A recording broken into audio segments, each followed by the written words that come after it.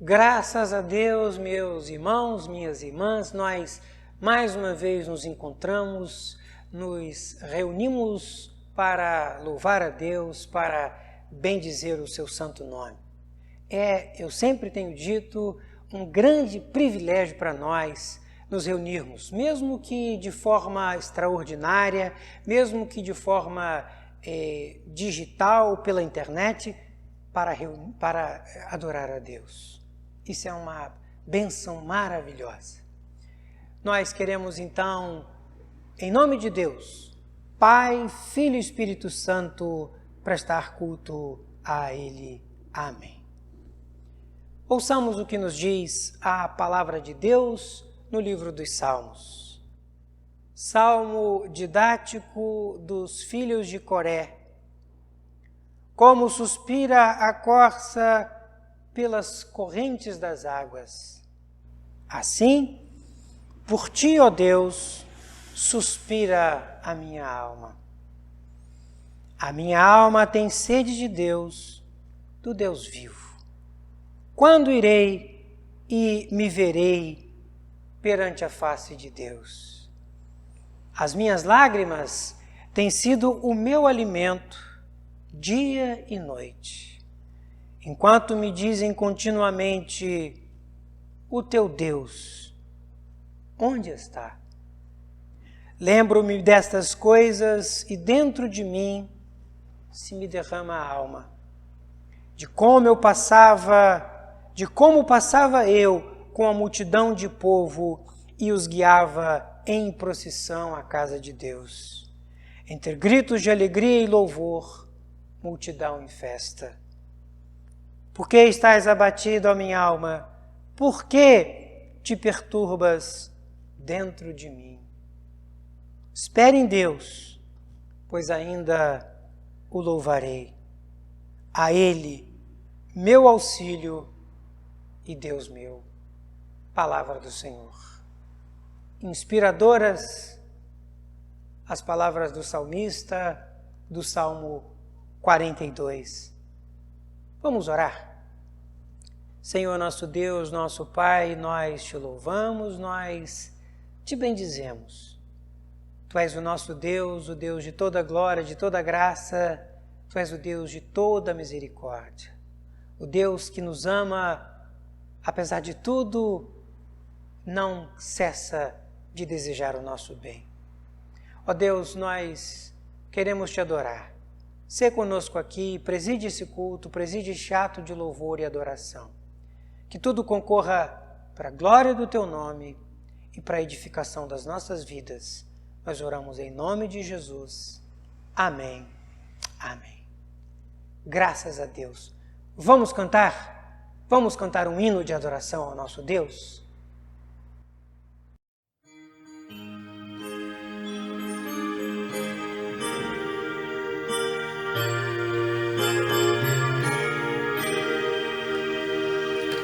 Não sei por que de Deus o amor a mim se revelou e para si meu Salvador minha alma resgatou. Mas eu sei que tenho crido e sei também que Ele é poderoso. Guardará, pois, o meu tesouro até o dia final. Não sei como é que enfim eu sou liberto aqui do mal e como Cristo me aceitou por graça divina. Mas eu sei que tenho crido e sei também que Ele é poderoso. Guardará, pois, o meu tesouro até o dia final. Não sei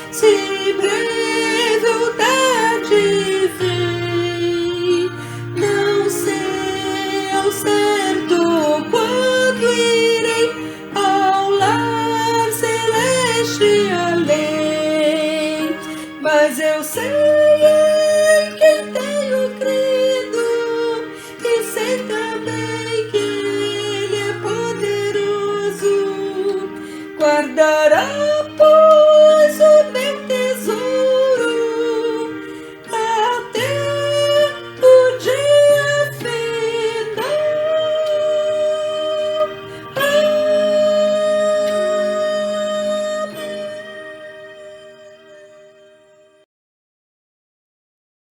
É momento de contrição, é momento de confissão de pecados, é momento de quebrantamento.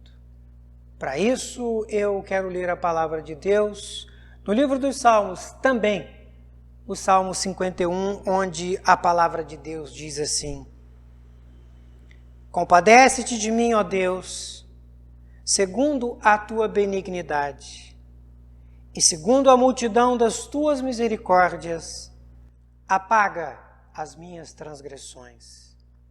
Lava-me completamente da minha iniquidade e purifica-me do meu pecado. Pois eu conheço as minhas transgressões e o meu pecado está sempre diante de mim.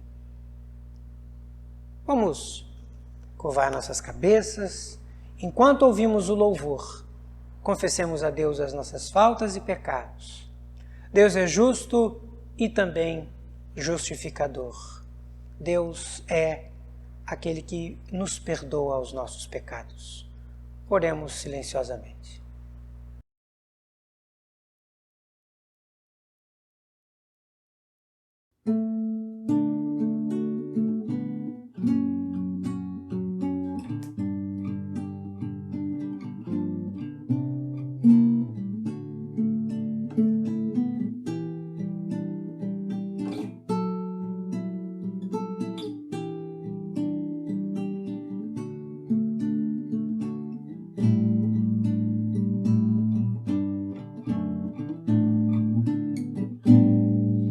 Deus está presente, Deus está presente entre pecadores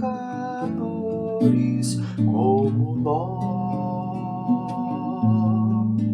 Deus está presente, Deus está presente, Deus está presente, pronto a perdoar.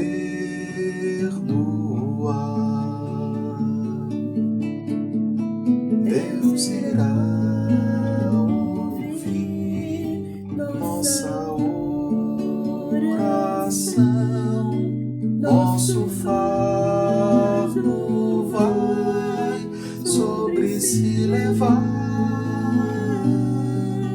Pois Deus está presente, pronto para salvar, pronto para ajudar. Deus está presente.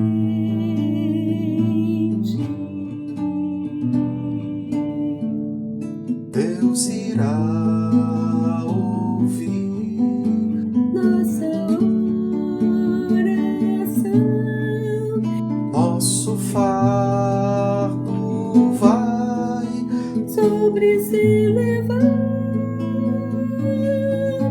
pois Deus está presente, pronto para salvar, pronto para ajudar. Deus está presente.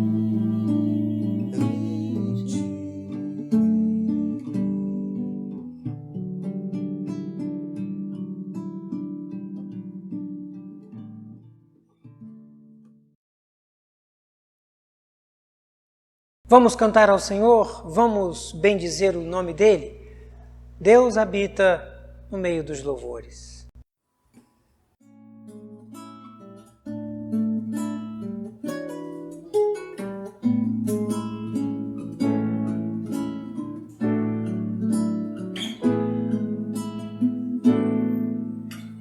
Dai-me força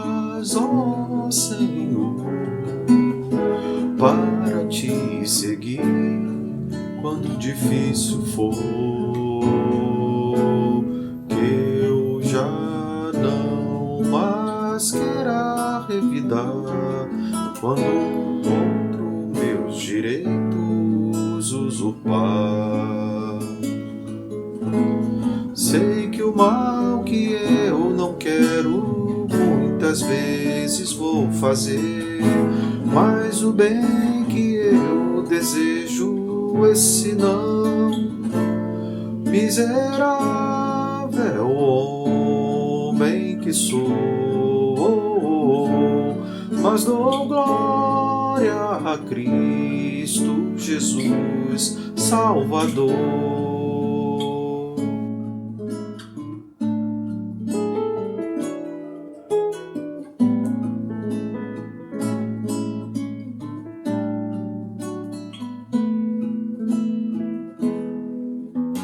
Tu somente tens o poder, e por isso eu te clamo, vem me socorrer. Tu conheces o meu coração, como quero te seguir, ó dai-me direção. Pois o mal que eu não quero muitas vezes vou fazer, mas o bem que eu desejo, esse não. Quão grandioso foi teu amor, Salvador, ao morreres por mim, pecador. Quão grandioso.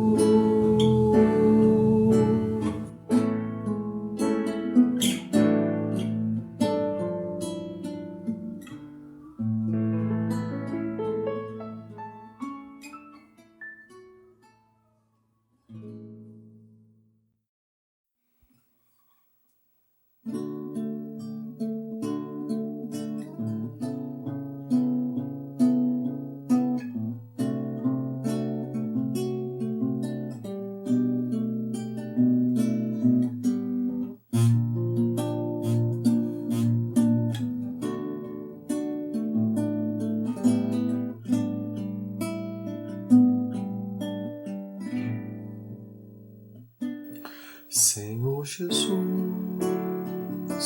eu não entendo espinho, mas se a cruz é o fim deste caminho, dá-me mais graça. Não sou maior que o meu Senhor, apenas servo sou, apenas servo e nada mais. Se as pontas aguçadas da coroa te ferirão, ó cabeça, eu que sou corpo, parte do teu corpo, não devo reclamar. Dai-me mais graça, Senhor, dai-me mais graça.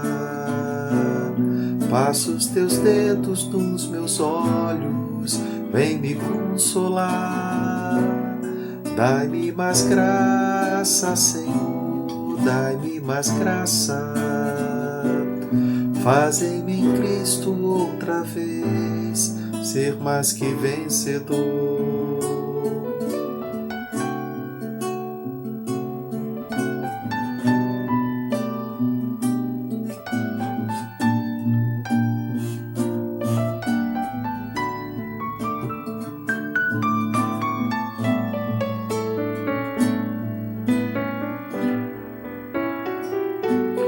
Senhor Jesus,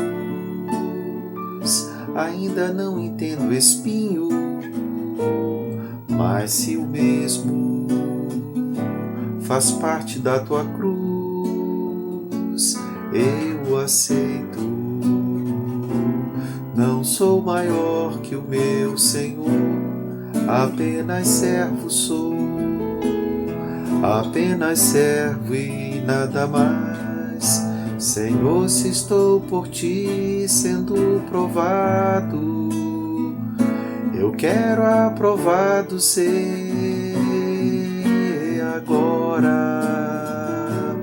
Sei o que tens a dizer e creio nisto também, basta minha graça. Dai-me mais graça, Senhor, dai-me mais graça. Passa os teus dedos nos meus olhos, vem me consolar. Dai-me mais graça, Senhor, dai-me mais graça. Fazem-me em Cristo outra vez, fazem-me em Cristo outra vez, fazem-me em Cristo outra vez, ser mais que vencedor, vencedor em Cristo. Amém.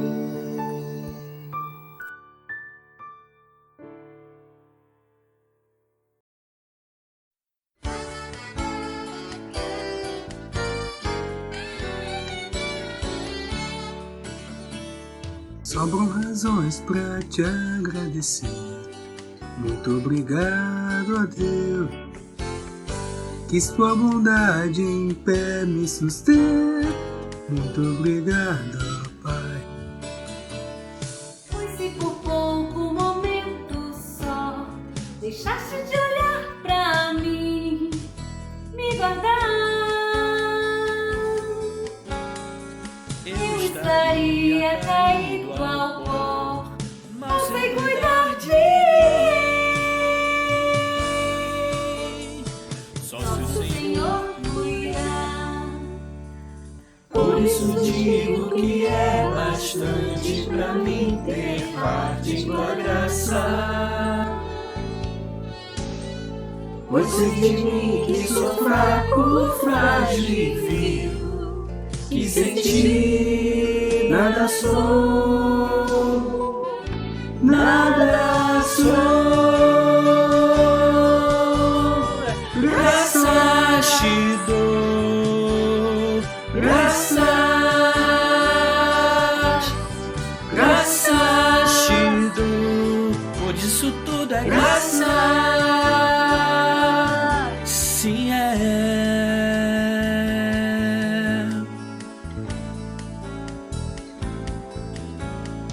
sobram razões pra te agradecer. Muito obrigado, ó Deus, que sua bondade em pé me sustém. Muito obrigado, ó Pai, pois se por pouco momento só deixasse de olhar pra mim, me guardar, eu estaria caído ao pó, mal sei cuidar de mim. Só se o Senhor cuidar. Por isso digo que é bastante pra mim ter parte em tua graça. Pois sei de mim que sou fraco, frágil e vil, que sem ti nada sou, nada sou. Graças te dou, graças te dou, pois isso tudo é graça. Sim, só sobram razões pra te agradecer.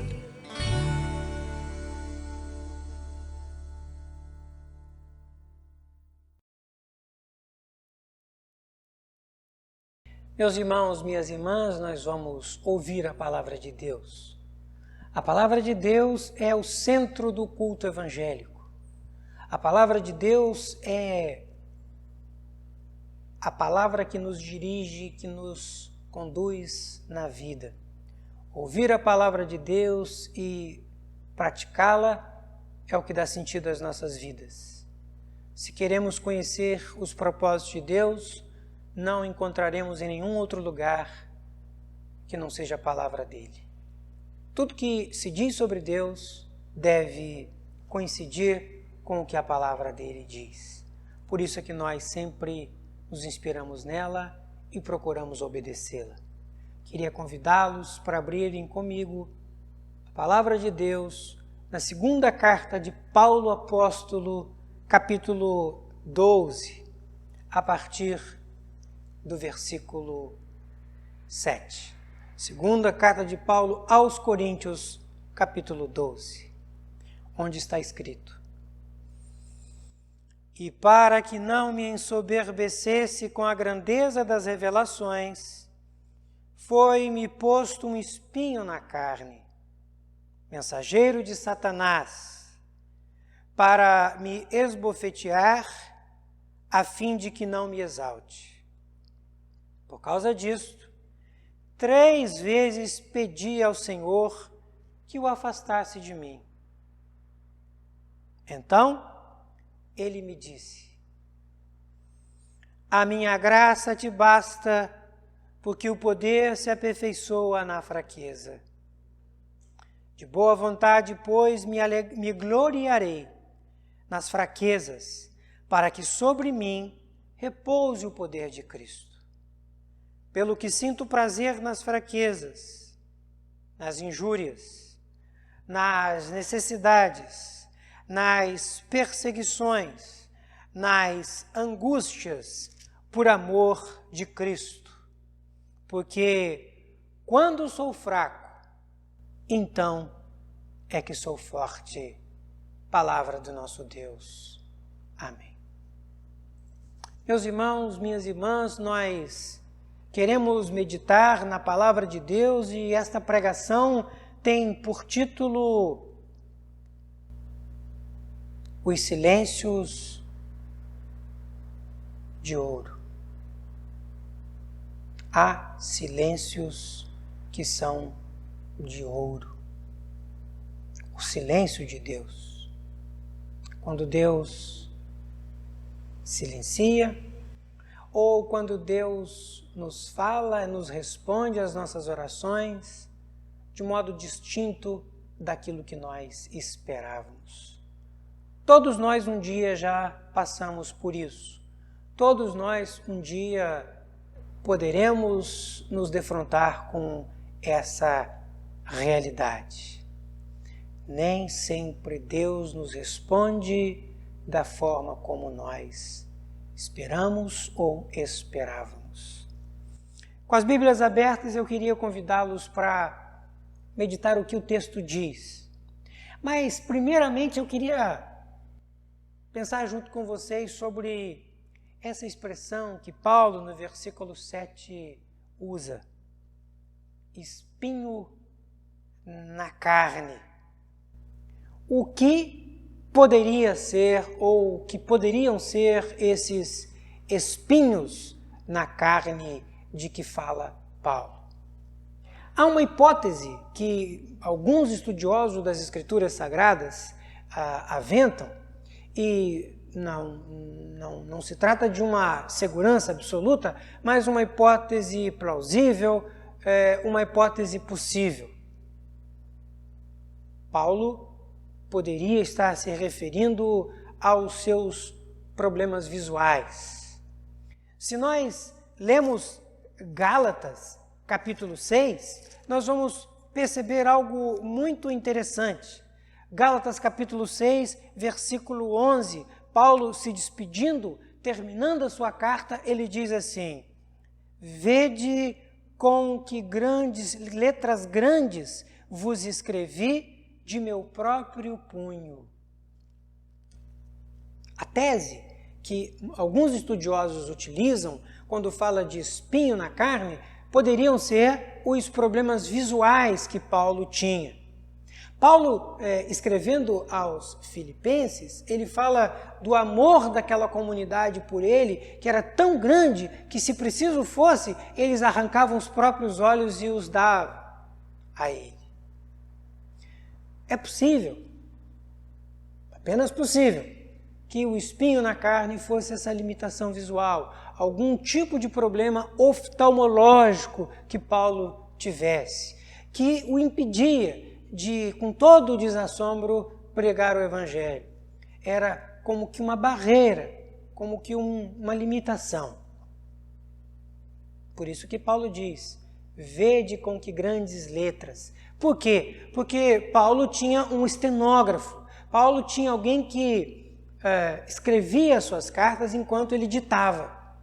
E na carta aos Gálatas, no finzinho, então, ele, em princípio, ele termina a carta com o próprio punho, se despedindo dos seus discípulos. E como tinha, possivelmente, problemas oftalmológicos, as letras saíam grandes. Essa é uma hipótese. Mas espinho na carne também pode ter um outro significado. E esse é um significado teológico e espiritual.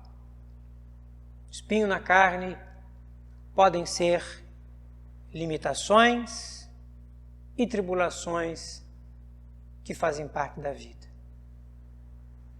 Todos nós experimentamos, num ou noutro momento da vida, todos nós experimentamos no cotidiano limitações da nossa própria fé.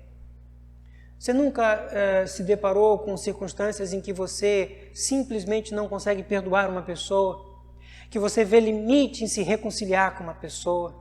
Quantas vezes nós vemos aqueles limites nossos da própria humanidade, num ou noutro âmbito da vida?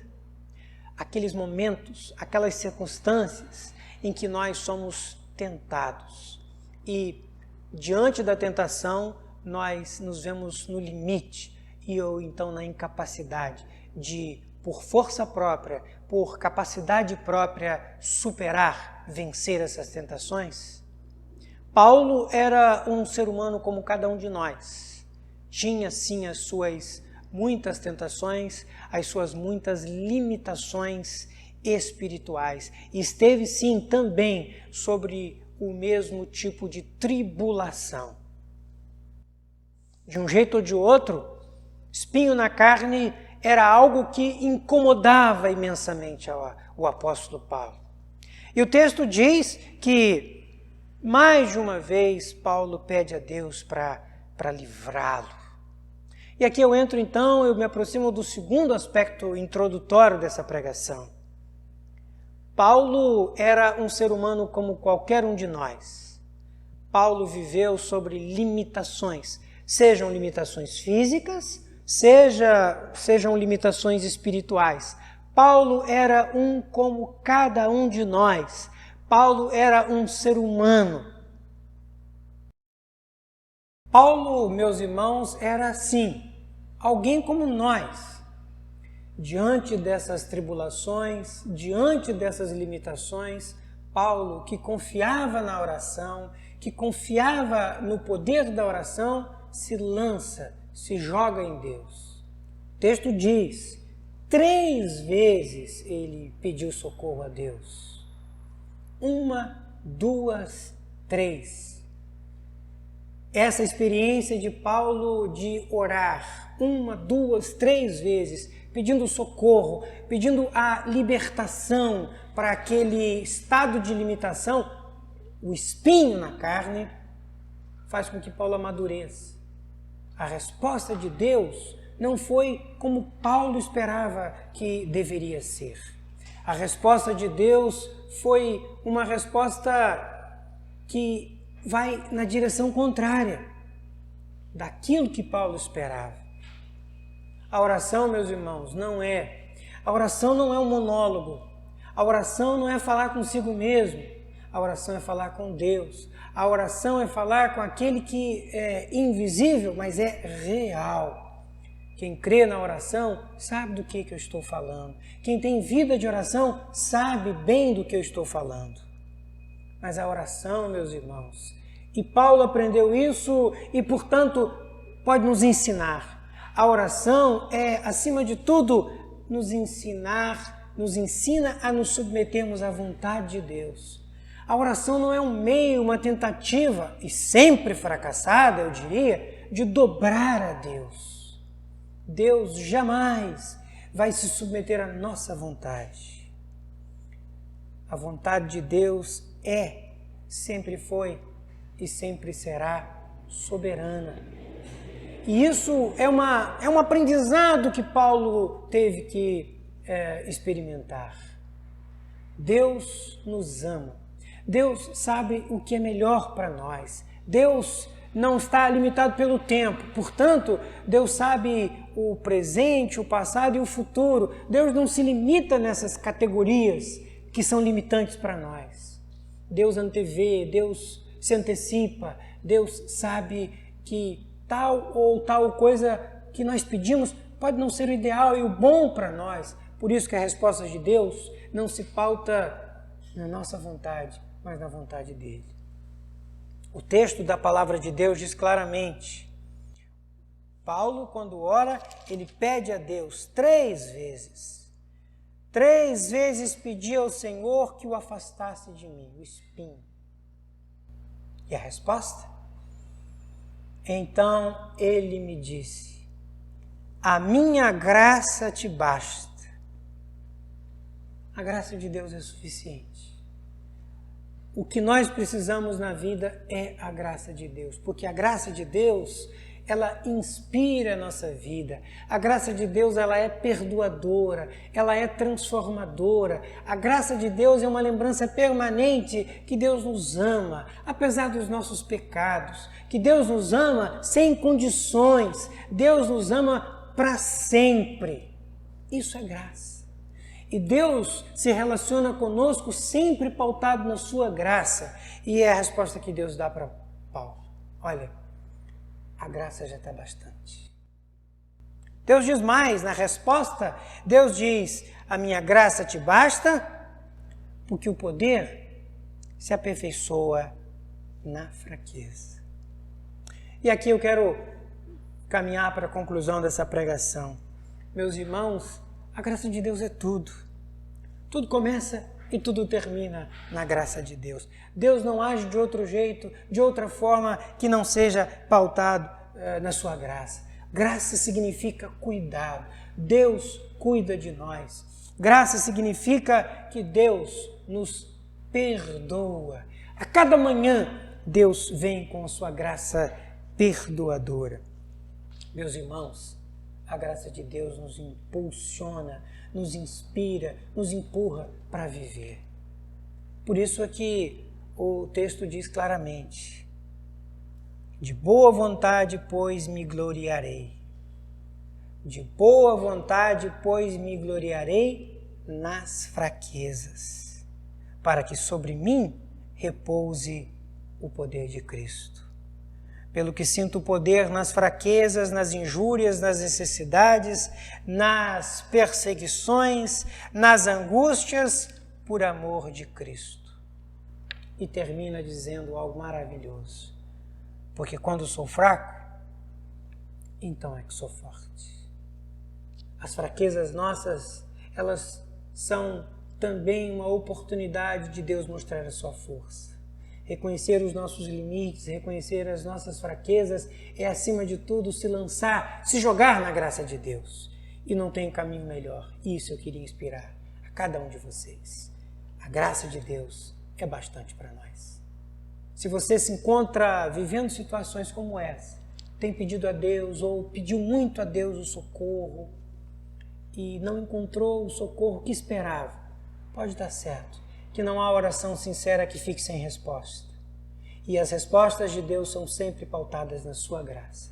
Deus sabe o que é melhor para nós, mas nem sempre nós entendemos. Paulo, ele entendeu rápido, mas às vezes demora. Mas que Deus nos ajude a ter essa segurança.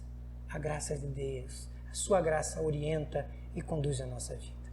Que Deus nos abençoe. Amém. Deus é bom, Deus é misericordioso. Vamos orar? Senhor, nós te louvamos, te bendizemos pela tua graça infinita.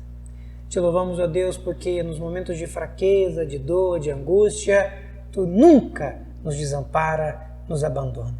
Que nós possamos sentir essa tua graça fortalecedora a todo momento. Que nós, ó Deus, sejamos inspirados por ela. Nós oramos em nome de Jesus. Amém.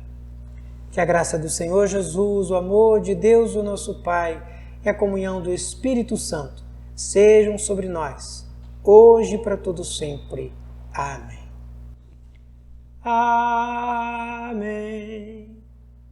Amém. Amém.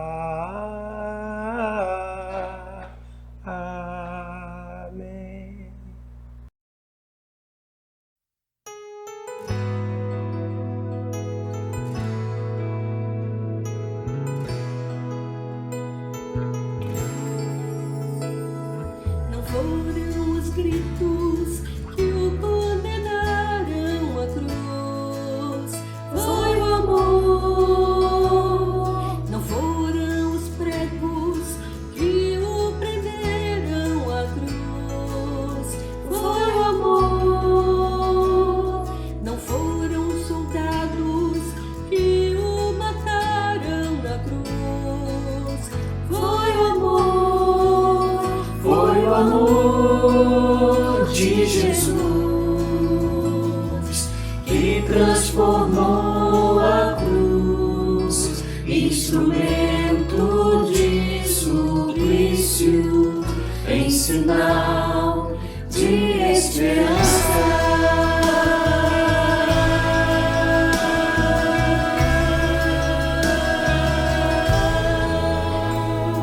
Não foram os gritos que o condenaram à cruz, foi o amor. Não foram os pregos que o prenderam à cruz, foi o amor. Não foram os soldados que o mataram na cruz, foi o amor. Foi o amor de Jesus que transformou a cruz, instrumento de suplício, em sinal de esperança.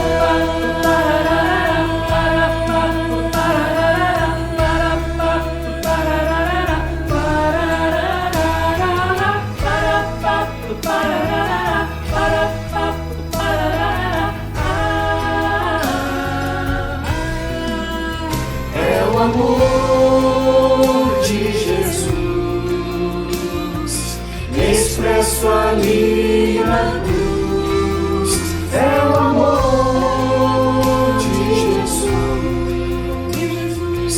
expresso ali na cruz, que me tira do suplício e devolve a esperança, que me tira do suplício e devolve a esperança.